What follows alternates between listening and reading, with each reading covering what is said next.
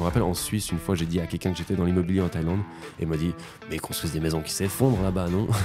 Tu viens en Thaïlande, il y a des buildings, des prouesses architecturales de 300 mètres de haut, des villas magnifiques. Il y a Agoda, il y a Booking, il y a Airbnb. C'est quoi un petit peu le truc qui fait ça diff?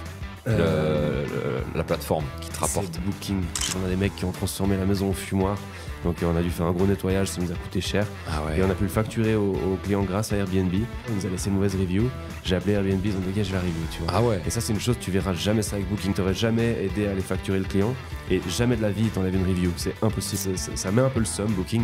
C'est que t'as besoin d'eux parce qu'ils sont extrêmement populaires. Mais en tant que propriétaire, ils te respectent pas beaucoup, ils s'en foutent un peu de toi. Ils sont vraiment orientés clients, à mort, à 1000%. C'est quoi le profil que elle du coup prend en gestion de villas, des grosses villas, des petites villas? C'est quoi les préférences? Moi perso, je prendrais que des grosses pour faire un maximum de revenus. C'est quoi l'objectif? Le but déjà d'un investisseur en général, c'est de faire, dans ce cas-là, c'est de faire du retour sur investissement. C'est pas de s'acheter une villa pour les vacances. Donc on va dire la taille de la villa, la géolocalisation, etc. C'est vraiment, on va dire, dirigé par le potentiel de revenus de retour sur investissement. Ensuite, le profil, c'est un peu n'importe qui en fait simplement on a marre de faire du 3% en France alors que les prix explosent en parallèle et que en fait, même si tu fais 3%, tu es en train de perdre ton argent en Europe et qui décident d'aller dans une zone en développement comme la Thaïlande parce qu'ils comprennent que le marché ici est en pleine croissance et qui veulent faire du retour sur investissement. Puis en fait, c'est vrai que si je regarde tous les propriétaires que je connais, y a des Thaïs, il y a des Français, il y a des Anglais, il y a des British, il y a un peu de tout. Et je ne sais pas si je pourrais leur dresser un profil type, sachant qu'il y a des jeunes, qu'il y a des personnes plus âgées, qu'il y a d'autres entrepreneurs de Bangkok aussi qui ont acheté des villas. Mais je pense que c'est simplement des gens qui ont un peu plus d'ouverture d'esprit, je pense, qui ont un peu plus voyagé, puis qui sont un peu plus conscientes que la Thaïlande, contrairement à certains stéréotypes, on construit des magnifiques villas de très bonne qualité. Des fois, on me fait un peu des commentaires, des blagues. Je me rappelle en Suisse, une fois, j'ai dit à quelqu'un que j'étais dans l'immobilier en Thaïlande, et il m'a dit mais ils construisent des maisons qui s'effondrent là-bas, non? Tu viens en Thaïlande, il y a des buildings, des prouesses architecturales de 300 mètres de haut, des villas magnifiques. Et voilà, il y a des personnes qui prennent pas ça qui sont pas dans les clichés, qui ont jamais voyagé surtout, qui savent pas. Ces gens-là sont pas le profil type d'investisseurs qui vont faire de la location à court terme en Thaïlande. Souvent les gens ont tendance à penser que si tu fais de la location à court terme sur ta villa, on va te la détruire. Dans notre société, on a un système de deposit. Donc le client, il pose sa carte de crédit comme une station-service. Ça te bloque un certain montant sur ta carte de crédit. Et en fait, quand tu check out, donc le client s'en va. L'équipe de ménage fait un inventaire de la maison. S'il y a un dégât, s'il y a un truc qui manque, c'est déduit automatiquement du deposit. Et donc les clients cassent pas des trucs dans la villa parce que de toute façon ils veulent récupérer leur argent. Et s'ils cassent des trucs, on leur facture. Et en fait, au final, on n'a pas vraiment de problème. Mais voilà, on va dire, pour dresser un profil, pour répondre à ta question de base, c'est des gens qui savent qu'en Thaïlande, il y a un potentiel de fou dans l'immobilier. C'est des gens qui sont prêts à faire de la location à court terme, mais n'ont pas peur d'avoir des clients qui viennent pendant quelques jours. Et c'est aussi des gens, ça c'est hyper important de le dire, qui sont prêts à avoir une volatilité dans leurs revenus. Parce que si tu fais de la location à long terme, tu es beaucoup moins rentable. C'est stable, Mais admettons, tu peux prendre 2-3 000 euros par mois, mais tous les mois. Et je comprends que certaines personnes aient besoin de ça. Par exemple, le retraité qui met ses économies dans une villa en Thaïlande pour avoir une rente. Cette personne-là, je pense que tous les mois, elle doit payer son loyer, son assurance, ses factures, et que cette personne, elle n'a pas vraiment envie de recevoir 500 euros un mois et 10 000 euros 6 mois plus tard. Et ça, ces gens-là vont peut-être plus chercher la location à long terme, même si c'est moins rentable, pour favoriser les revenus stables. Les gens qui font de la location à court terme, c'est plus des gens, des spéculateurs, on va dire, un peu des gens comme toi et moi, où en fait, on regarde plus à la fin de l'année combien est-ce qu'on a fait, pour avoir un maximum de rentabilité, plutôt que de voir ça comme un bien qui nous paye nos factures, parce que c'est pas le cas, c'est pas le but. Donc c'est des gens qui ont peut-être aussi un petit peu un esprit un peu plus entrepreneur ou un peu plus business, qui ont tendance à faire de la location à court terme parce que voilà. Après c'est toujours intéressant en Thaïlande, je pense, de faire de la location court terme parce que tu vois, typiquement moi je suis le profil, je vis à Bangkok, mais si un jour ça me pète, vu que je travaille en ligne, je peux très bien prendre un mois à Phuket et je vais louer pendant un mois une villa, tu vois. Et en vrai c'est tout intéressant d'avoir moi je pense pour le côté rentabilité, si tu as une bonne villa, c'est un point aussi que tu as mentionné, avec un design qui se différencie, un layout différent, une piscine un peu différente, tu vois, tu peux arriver à monter les prix, tu vois. Donc moi je pense qu'en Thaïlande c'est intéressant aussi d'avoir une offre différente par rapport à ce qu'il y a sur le marché 100%. Pour valoriser cette montée de prix. Et moi je préfère, en e-commerce je le fais comme ça, je préfère vendre un produit cher à une personne qu'un produit pas cher et un peu éclataxe à 10 personnes. Parce que les 10 personnes, il y en a toujours dans les 10 personnes, il y en a une qui me fera chier et qui va faire de la merde. Un litige ou je sais pas quoi. Voilà, un truc chiant. Les sujets de discussion des e-commerçants. Ouais. Et du coup, je préfère me concentrer sur une personne, lui délivrer un service incroyable. Et je pense que c'est mieux. Et du coup, t'as toi, 100% raison. Nous, c'est vraiment la même optique qu'on a dans cette société. C'est quelqu'un vient et n'a rien à faire et repart avec un investissement ultra rentable. Et on s'occupe de tout et il faut que ce soit 100% légal, etc. Donc pour ça, j'ai justement les équipes qui proposent ce service. Et est-ce que ta copine a déjà déjà validé des clients? Parce que toi aussi, du coup, tu as pu voir ça. Valider des clients ou par exemple, le mec, parce qu'il y en a peut-être qui nous regardent, là, ils sont en France, ils ont un bien à Phuket ou à Samui ou je ne sais quoi. Et il y a une problématique avec ça, c'est que moi, typiquement, j'ai 2 appartements en France. Il y en a un qui est géré entièrement par Foncia. Okay. J'ai des agences qui me contactent et qui me disent on veut prendre en gestion votre bien immobilier. Et je leur dis non, même si j'aimerais, parce qu'en fait, je sais que si un jour eux quittent, je me retrouve sans personne qui gère mon appartement. Et il n'est pas proche de ma famille, donc je me retrouve à, je ne sais pas combien c'est de kilomètres de la France, la Thaïlande, mais peut-être 10 000, 13 000, j'en sais rien, ou 16 000 peut-être, kilomètres. Et j'ai aucune. Je sais même pas qui c'est qui a mes clés de mon appart, tu vois. Okay, ouais, donc tu vois. Et du coup, une personne, imagine quelqu'un qui a un bien immobilier en Thaïlande, ou même par exemple, il vit à Bangkok, il a un appart à Phuket, il a aucun réseau à Phuket, il sait pas qui appeler, quoi faire. Et du coup, moi, je sais que toi, typiquement, tu aurais un truc. Est-ce que vous prenez des villas, entre guillemets, anciennes pour typiquement, faire du retapage, genre rebranding, réaméliorer le décor, le layout? Est-ce que ça se fait, ça? Parce que ça se fait. Après, c'est vraiment au contrat par contrat. Spécifique. Ouais, c'est ça. Si t'arrives et que la villa elle a des cracks et que tu vois qu'il y a un problème de structure, est-ce que ça vaut vraiment la peine de refaire le design? Il faudrait peut-être plutôt détruire toute la maison. Tu refais toute la baraque. Parce que moi, en gros, tu vois, en tant qu'investisseur, ça serait un truc qui m'intéresserait. Et ça serait une problématique. Moi, après, je vis en Thaïlande, j'ai des potes comme toi, j'ai le réseau, donc je sais que ça serait jamais un souci. Mais je me mets à la place des gens peut-être qui nous regardent et ça serait un truc qui pourrait peut-être les intéresser, tu vois. Le but, en fait, justement, du property management, c'est d'avoir un service clé en main pour que l'investisseur puisse être à l'autre bout du monde et profiter de ses revenus. C'est ça, tu veux la tranquillité. C'est ça. Et comme moi, avec Foncia en France, c'est une entreprise de gestion, je paye plus cher, mais c'est propre. Voilà. C'est géré. Le truc, c'est qu'en gros, je pense que les propriétaires veulent 2 choses. C'est du travail de qualité, de 1, et de 2, de la transparence. Il faut qu'ils te fassent confiance. Alors plutôt que de faire des promesses, on a simplement un système, un PMS.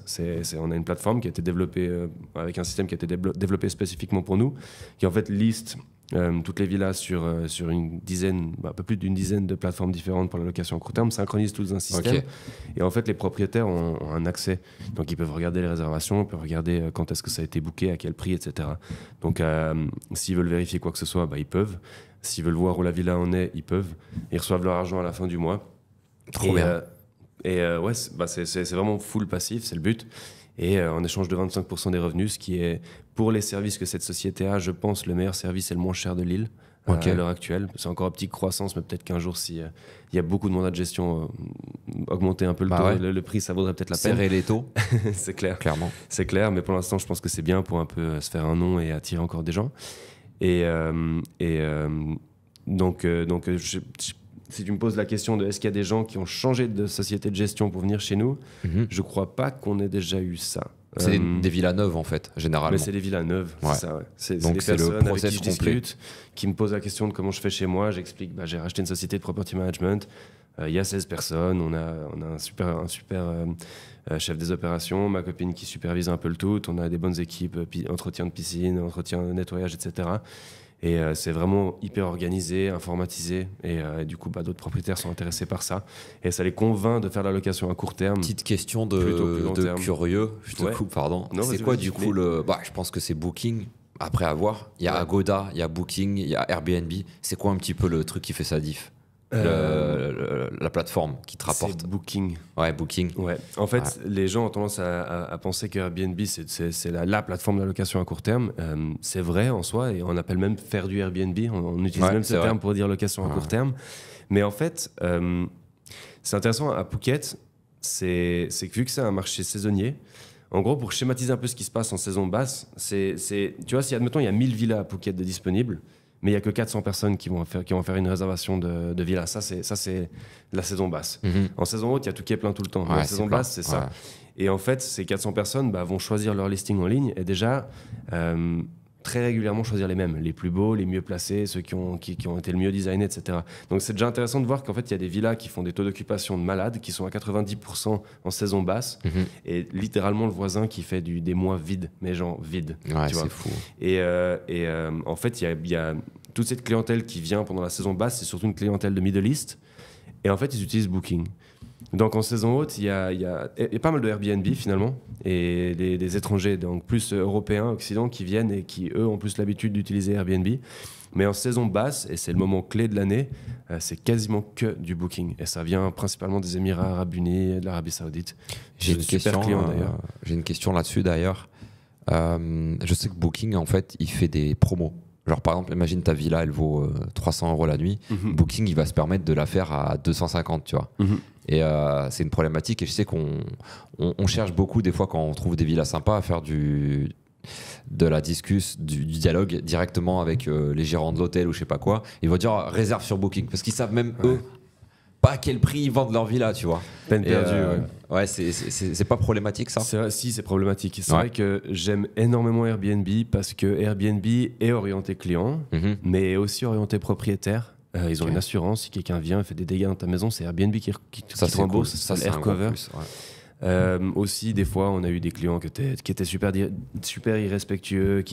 Par exemple, on a des mecs qui ont transformé la maison en fumoir. Donc, on a dû faire un gros nettoyage. Ça nous a coûté cher. Et on a pu le facturer aux clients grâce à Airbnb. Et après, le client, il avait le somme parce qu'il avait dû payer plusieurs centaines d'euros pour nettoyer les rideaux et il nous a laissé une mauvaise review.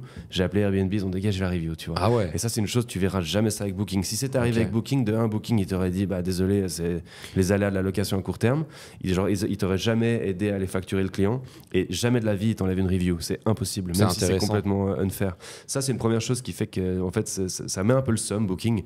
C'est que tu as besoin d'eux parce qu'ils sont extrêmement populaires, mais en tant que propriétaire, ils te respectent pas beaucoup. Ils s'en foutent un peu de toi. Ils sont vraiment orientés clients. À mort, à 1000%. Et ça, c'est une première chose. Et après, la deuxième chose dont tu parles, c'est les pricing. Ils sont hyper pénibles parce qu'ils te demandent en fait quel est le prix que tu veux vendre à la base. Donc toi, tu vas faire en sorte que tu as les mêmes prix un peu partout, sur ton site de réservation directe, sur toutes les plateformes de location autres que Booking.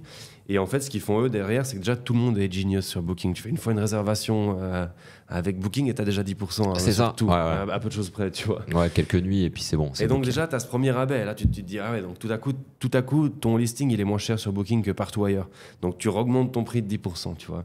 Et ensuite, ils t'enlèvent encore 5% si c'est non remboursable. Et donc du coup, tu te retrouves toujours avec un prix qui est plus bas, qui est plus bas, qui est plus bas. Et en fait, au bout d'un moment, parce que nous, on faisait un peu cette guerre avec Booking, tu vois. Du coup, on met le prix plus cher sur Booking pour ajuster, tu vois. Et au bout d'un moment, ce que Booking fait, c'est qu'ils réduisent le prix, comme tu l'as dit avant, et c'est eux qui payent la diff. Donc je te donne un exemple. Si par exemple, la villa est, admettons, une nuit, c'est 300 €, et tu as mis 300 € partout, sur mon site de réservation directe, je la mets à 280. Et puis que en fait Booking derrière va la mettre à 270 et derrière en fait payer les 30 € de différence dans mon revenu après qu'il m'ait déduit les 20% de commission, tu vois. Et donc en fait ils font la guerre avec toi pour être le moins cher possible que, enfin, ils sont toujours moins chers que tout le monde. Est-ce qu'ils n'ont pas une IA, une intelligence artificielle qui va aller scraper Ils ont un truc qui rentre dans le PMS, c'est sûr. Ou le nom de la villa, je sais pas comment ils font. Ils ont un tracking et ils arrivent à retrouver et faire moins cher. C'est ça. Et du coup, on a quand même entre guillemets fight back. Mais ce qu'on fait, c'est simplement que quand les gens nous contactent, on va de toute façon leur donner un meilleur prix que Booking à la fin, par principe. C'est professionnel. On est obligé de le faire. Parce que beaucoup ne le font pas. Beaucoup ne le font pas. Mais justement, là, je suis à Bangkok, je suis à l'hôtel. J'ai vu un prix en ligne. Et puis, j'ai vu un prix sur leur site web. C'était plus cher sur le site web. Je les appelle, je leur dis salut, juste pour vous, je suis chaud à faire une réservation directe. Je vois que il y a tel et tel prix sur Booking, c'est tel et tel prix sur votre site web. Est-ce que vous pouvez vous aligner, s'il vous plaît? Et la réponse, c'était non. Et c'est une grande marque. Ça m'est arrivé plein de fois où je négocie, il me dit non, réserve sur Booking. Ouais, moi, je me dis, mais c'est pas possible. C'est débile. Je comprends pas. Et en fait, je comprends de plus en plus à force. Parce que c'est un peu une guerre perdue avec Booking. Et au bout d'un moment, comme je disais, ils vont carrément eux-mêmes payer le rabais du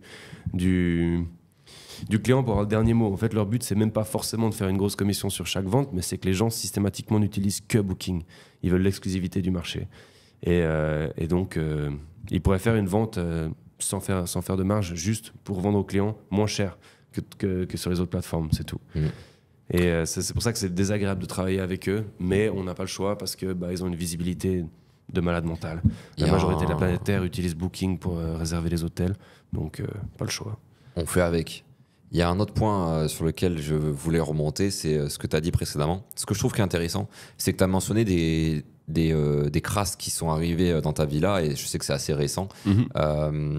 Tu parles des points négatifs, en gros. Tu dis que voilà, il y a un mec qui est venu, il a enfumé ta villa. Je sais qu'on est sur un concept de haut standing. C'est pas une villa listée à 50 € la nuit ou à 20 € la nuit. C'est quand même une villa avec 4-5 chambres. 4 chambres 4 chambres, ouais. 4 chambres, standing ultra élevé. C'est un mini château. Si vous voulez la voir, je mettrai ton lien Insta, ou je sais que tu as lancé une chaîne YouTube. Ouais. Donc je mettrai ta chaîne YouTube. Si Avec vous voulez plaisir. tout ce qui est conseil en investissement en Thaïlande, immobilier, tu lances ta chaîne d'ailleurs. Donc n'hésitez pas. On sera vraiment sur de la vidéo. Éducationnel sur la partie Thaïlande, investissement. Donc là, vraiment, on survole. C'était plus pour te faire venir le poteau sur le podcast plutôt. Donc voilà. Vous pourrez aller voir sa villa comme ça. Qu'est-ce que je voulais dire? Je me suis perdu. Oui, du coup, tu nous parles un petit peu des problématiques, parce que tu as une villa qui coûte cher. En général, ça filtre un petit peu ces cassos. Désolé de dire le terme, mais faut être un cassos pour enfumer, défoncer un peu une villa qui a un beau standing. C'est cool du coup que tu me montres aussi qu'il y a une solution. Booking, Airbnb qui te rembourse. Et il y a aussi le fait est que du coup, tu as l'agence dans laquelle ta copine est gestionnaire, qui s'occupe de réparer. Donc en fait, toi, tu as le funnel, on va parler français, tu as le système où même si tu as une crasse, en fait, déjà la villa de 1, elle est tellement rentable que bon, allez, vas-y, on répare. Et en fait, c'est sûr. Tu as peut-être perdu 1 ou 2 jours pour les rénovations. Imagine, au pire, il faut faire un coup de peinture. C'est bon, tu vois. Ça coûte rien. On a fait repeindre à peu près toute la maison. On fait ça une fois tous les 4-5 mois. Voilà. C'est 100 €. Ça coûte rien. Un quart de nuit, quoi. Et au moins, ça sent bon le neuf, tu vois. Les gens, ils disent, ouais, ça sent bon le neuf, exactement. Ça fait toute la diff. Non, c'est clair. Nous, on a déjà ce système de deposit. Et en plus de ça, il y a l'assurance quand ça vient de Airbnb. Donc, finalement, on n'a pas vraiment de problème. On a des clients, ça filtre un peu les cassos. Oui et non, les prix, c'est vrai. Mais après, voilà, il y a des personnes qui ont beaucoup d'argent qui sont extrêmement irrespectueuses. Tout comme il y a des millions de personnes qui n'ont pas d'argent et qui sont aussi extrêmement respectueuses. C'est vrai, bien Donc, sûr. on a un peu de tout. Mais c'est vrai que des fois, on a 2-3 personnes qui viennent et puis qui se croient un peu. C'est vrai que tu mentionnes bien ça, parce qu'après, je vais passer pour un connard sur le podcast. Quand je dis cassos, en fait, c'est des gens qui viennent pour foutre bordel, tu vois, Phuket. Le mauvais tourisme de Phuket, le tourisme de Patong, typiquement. Voilà, les gens qui peuvent payer un truc à 20 € la nuit, voilà, il n'y a aucun problème. Non, je sais bien. On a été broke les deux. Mais grave. Non, je sais bien que c'est pas ce que tu voulais dire, mais c'est vrai qu'à Phuket, le tourisme qu'on n'a pas envie de voir, c'est ceux qui se défoncent c'est du la gueule. fêtard, viens, on rentre de boîte, on ramène la bouteille. Mec, on était comme ça aussi. Exact. On rentrait de boîte, on avait la bouteille, voilà. Après, moi, à l'époque, ça me dérange pas. La solution qu'on a par rapport à ça, parce qu'en fait, au final, c'est les femmes de ménage qui se tapent le travail. Et c'est pour ça que c'est pas très cool des fois que ce soit vraiment dégueulasse. Mais on les paye super bien et puis elles sont contentes de faire leur job et tout. Donc, c'est top. ça va, c'est pas dramatique. Ce qui est dramatique, c'est plus les dégâts. Mais en fait, quand tu payes un dépôt dans une villa, t'es naturellement beaucoup plus respectueux que si tu payes pas de dépôt. T'es toujours là, il y a quand même un cas là, ou 2 cas qui sont sur le côté. Ouais, c'est vrai. C'est ça, puis on prend 15 000 bahts, ça fait 400 € à peu près de dépôt. Ouais, c'est pas rien. Ouais. C'est pas une fortune, mais... c'est pas rien, franchement. Tu sais, en Suisse, je sais pas si vous avez ça en France, quand tu prends ton caddie aux courses, tu mets une pièce de 1 €. Ouais, une pièce de 1 € quoi, mais c'est juste 1 €, mais ça suffit à ce que personne ait balancé les caddies partout à gauche à droite, tu vois. Les gens ils le ramènent. Ouais. Et je pense que c'est un peu le même concept avec le deposit. Je pense que c'est normal. Que les gens, la majorité vont rien faire, mais ceux qui potentiellement vont faire quelque chose ont beaucoup moins de chances de le faire après avoir payé un dépôt. Ça calme un peu, ouais. Ça calme.